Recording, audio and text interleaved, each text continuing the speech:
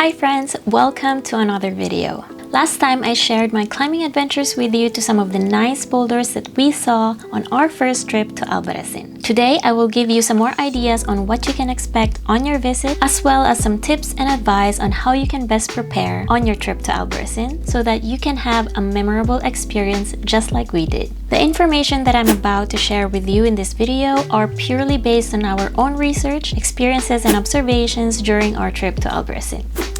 Okay, so first is how you can get there. If you live outside of Spain, the fastest option that you have is to fly there. When we were checking for flights, we found out that the flights going to Madrid were relatively cheaper compared to the other destinations like Valencia and Zaragoza. Those are the two cities that are also close to Albarracin. So if you're choosing to take the plane, the cheapest option for you is to go to Madrid.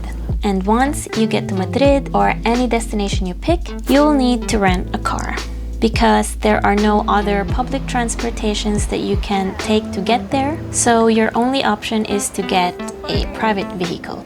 And the drive from Madrid to Albarracin is about 3 hours. So make sure that you have a full tank of gas and that you have enough snacks and drinks on the road, because once you've left the city, you'll be driving through a long road surrounded by nothing but fields. And one thing to keep in mind when you're choosing a vehicle to rent is that you have big enough space in the trunk so that you can put your crash pads in. There are multiple options where you can stay in Albarracin. The first one can be guest houses. So we personally booked our stay in a guest house called Casa Cauma, which is situated a bit out of the old town, maybe like 10 minutes away by foot. And our host Diana is very friendly and accommodating.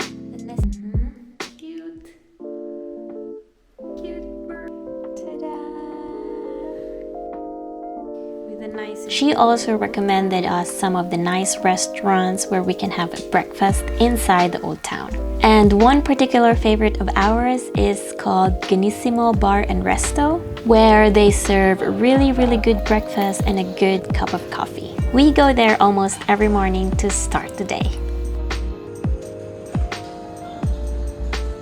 And aside from guest houses, there are also some hotels and Airbnbs situated inside the old town. But if you're going there on peak seasons, I suggest that you book early enough because they get sold out fast. And if you're planning to camp out, there's also a specific location where you can park overnight. Although this is situated somewhere between the old town and the bouldering areas. And something that you should keep in mind, that camping in the parking lot of the bouldering areas is prohibited. You will definitely get fines if you get caught staying there.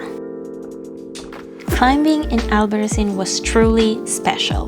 We really had an amazing time bouldering there. The access to the bouldering areas and the parking areas are also very easy, and it only took us maybe 10 minutes drive from Casa Cauma to the parking area. The approach from the parking area to the boulders are also quite short, so you can really get to the boulders that you're planning to climb on the day very quickly. And even though the entire forest is surrounded by tall trees, the area still feels very open and spacious, which adds to the comfortable vibe of the place. And it makes it easier for anyone to transfer from one boulder to the other. And in Albarracin, there are also some signs and pathways that you can follow that will lead you to the boulders you want to climb. And these pathways are something that I really appreciated so much, because for the first time, I can actually just look around and enjoy the beauty surrounding me instead of focusing too much on where to step next. So navigating through the forest of Albarracin was such a nice experience. Let's talk about the cracks. So if you're looking for some low to medium grade boulders, I would recommend to go to these 4 sectors: Parking, Arrastradero, Cabrerizo, and Entre Aguas. Arrastradero alone has over hundreds of beautiful boulders to choose from. And it is also considered one of the most family-friendly sector in all of the sectors in Albarracin. You can check out my previous video where I shared with you all of the climbs, all of the boulders that we did in these forest sectors, just if you want to get a better sense of how the climbs there are. And if you love overhangs, then I highly recommend trying techos, which is full of beautiful overhanging and roof boulders. And the boulders in Albarracín are sandstones with really good grip, and the surfaces are more gentle to the skin than what I'm used to back here in Switzerland. So you can really climb as much as you want without breaking your skin. Aside from what I've already mentioned, another thing that I really love about bouldering in Albarracín is the soft, flat landing. I'm typically the one who's always scared of falling off of a boulder, but I've never felt that here in Albarracín. Somehow I always felt safe and comfortable jumping off onto my crash pad. However, I can't say the same thing about the top outs. The top outs in Albarracín are very intimidating, especially on your first few climbs. At least that's what I experienced, because the top outs in Albarracín are mostly slopey, so therefore mantling and pushing with your feet are essential techniques that you should master before you go to Albarracín. So here are the most essential gears that you should bring along with you on your trip to Albarracín, and where you can get them in case you can't bring them along with you. If bringing your own crash pad isn't an option, don't worry, because you can easily rent them from Sofa Boulder. Although I recommend that you rent them or reserve them in advance, especially again when you're coming in peak seasons, because based on our experience, Albi and I didn't really reserve ahead. We just kind of walked in and hoped that he still have 2 crash pads for us to rent.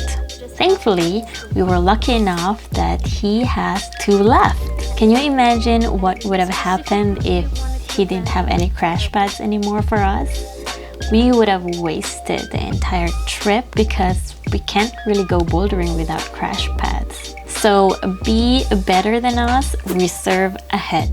Also, you might want to know that if you book your stay in Casa Calma, you're just 2 minutes walk away from Sofa Boulder, in case you needed to buy more materials. Another thing that's important besides the crash pad is the guidebook. There are 2 guidebooks that you can buy for bouldering in Albarracín. So it's this Boulder Albarracín guidebook and another one with Sector Bezas on it.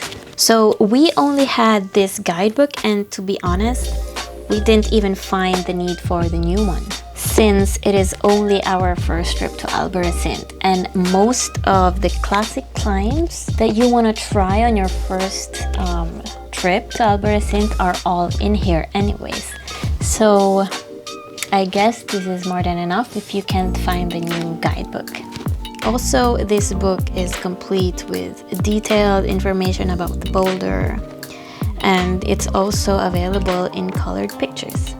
Okay, and even though mostly it is warm in Spain, especially in the cities where you're probably coming from, I would still recommend bringing some warm clothes with you, because Albarracín is situated at 1,200 meters above sea level, which provides the town with dry weather and cooler temperatures, especially around spring and autumn season.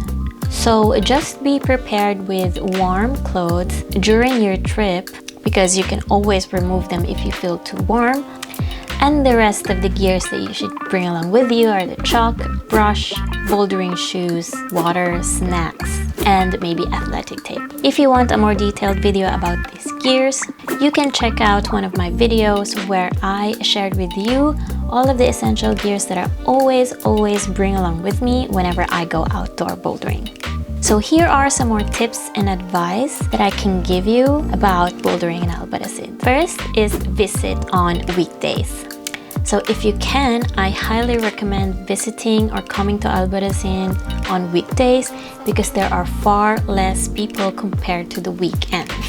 Albarracín is not only a paradise for us climbers, but it is also a paradise for hikers, other tourists, and locals and families who wants to spend quality time in nature. Second is to respect the environment by bringing your trash along with you. Like I said, Albarracin is our paradise. So let's keep it that way by respecting the environment and by not leaving any trash behind. Unfortunately, we saw plenty of tissue paper scattered all over the forest of Albarracin, and to be honest, it was such a shame to experience that.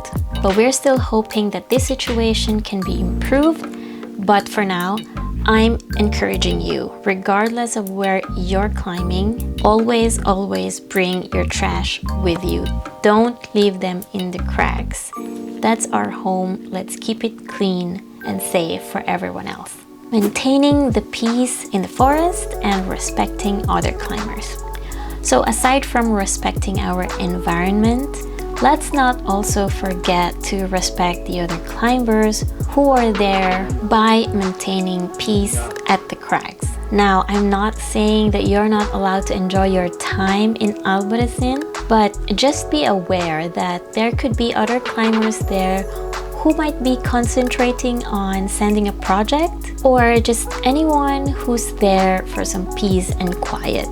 And if you really want to play some loud music, just make sure that you are not disturbing anyone else around you. Okay, night bouldering is not allowed in Albarracin. Keep that in mind.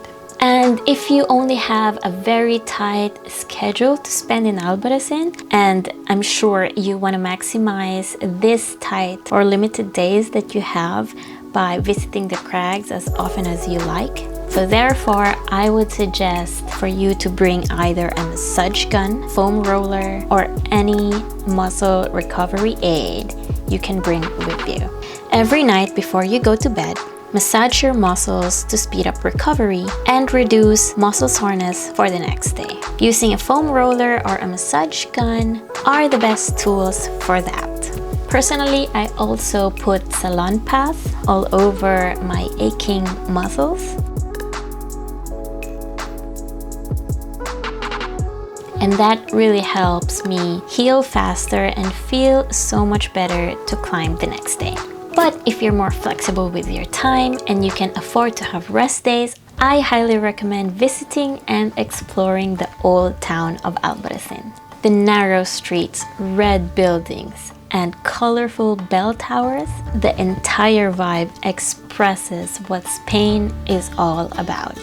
And I'm sure that you will appreciate more the beauty of this town by watching it from the top of the perilous city walls. Also, that's where you can find plenty of local restaurants, and so you can taste the true flavor of Spain.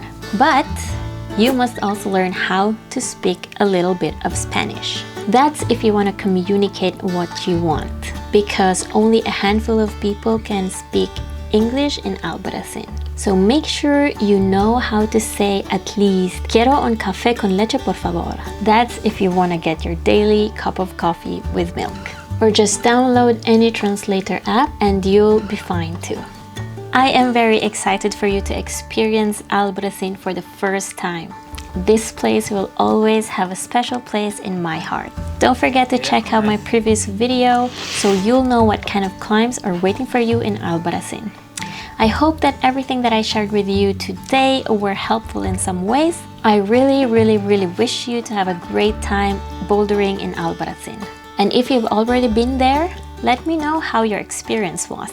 And if you find this video valuable, thank you so much for liking it and sharing it to your friends, and ultimately for subscribing to my channel. Till next time, keep climbing, keep adventuring, and I'll see you on my next climb. Tschüss!